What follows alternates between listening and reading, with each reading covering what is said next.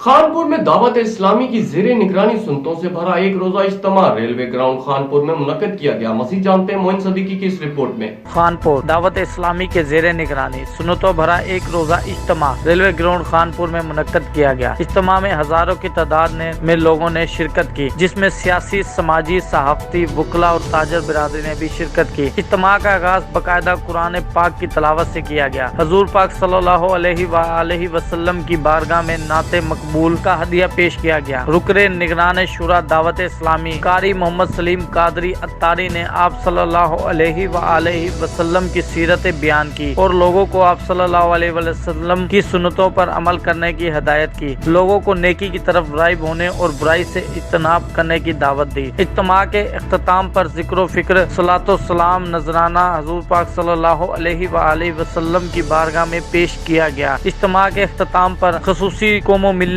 की सलामती की दुआ मांगी गई। इंतजामिया की जानिब से भी सिक्योरिटी के मुनासिब इंतजामात थे। कैमरामैन टीम के साथ मोइन सदीकी, राज न्यूज़, कानपुर।